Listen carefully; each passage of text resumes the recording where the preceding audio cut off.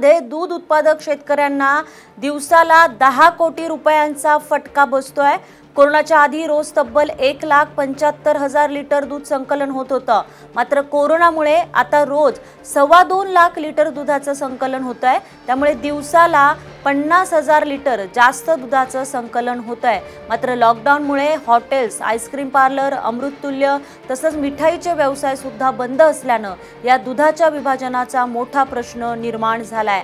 त्याचबरोबर कोरोनाच्या आधी उत्पादकाला दुधाला लिटर मागे 31 रुपये दर मिळत होता, आता दुधाचा दर कमी होऊन हा 25 रुपये झालाय। त्यामुळे महाराष्ट्रातील दूध उत्पादक शेतकऱ्यांना 10 ते 11 कोटींचा तोटा सहन करावा लागतोय।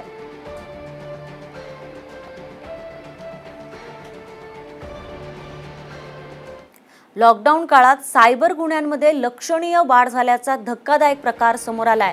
टिकटॉक, फेसबुक, ट्विटरवरील गैरप्रकारांसंदर्भात अनेक तक्रारी दाखल झाल्यात। या तक्रारींची दखल घेतल्यानंतर 213 जणांना अटक करण्यात आली आहे। दरम्यान लॉकडाऊनच्या काळात राज्यात सायबर संदर्भात 410 गुन्हे दाखल झाल्याची माहिती राज्याचे गृहमंत्री अनिल देशमुख यांनी दिली आहे।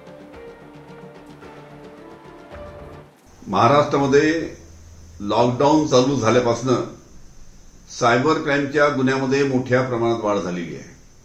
आपल्याला कल्पना आहे की व्हॉट्सअप आहे, फेसबुक आहे, ट्विटर आहे, इंस्टाग्राम आहे, टिकटॉकचे व्हिडिओज आहे, या सर्वांचा वापर करून भडकाऊ पोस्ट टाकणे, महिलांच्या विरुद्ध चुकीच्या पोस्ट टाकणे, समाजामध्ये धार्मिक तेढ निर्माण करणे, अफवा पसरविणे, या चुकीच्या गोष्टी त्या निमित्तानं समाजामध्ये होत असतात।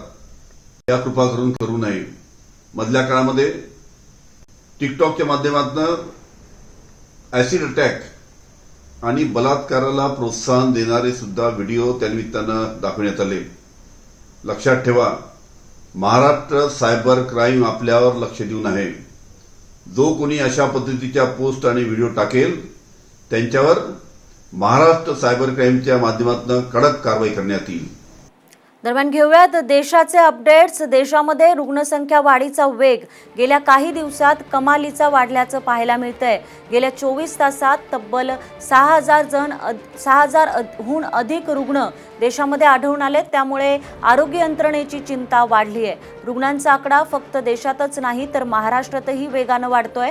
देशात गेल्या 24 तासात 6,654 रुग्णांची नोंद झाली आहे, तर 137 लोकांचा बळी गेलाय। तर देशातील एकूण कोरोनाबाधितांचा आकडा 1,25,101 वर पोहोचलाय। देशात आतापर्यंत तब्बल 3,720 लोकांचा मृत्यू झालाय। सध्या भारतामध्ये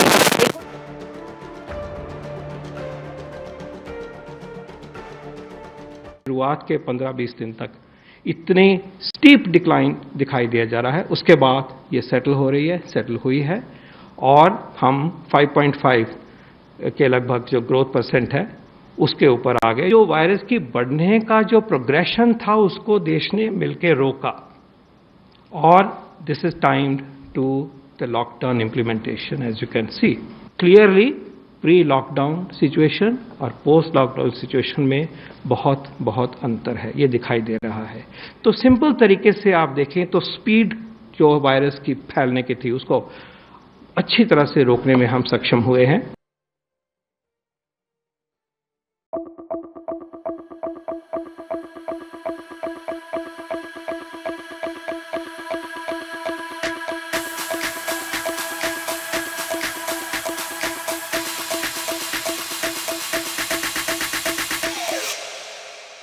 Tip, tip, tip, tip, tip.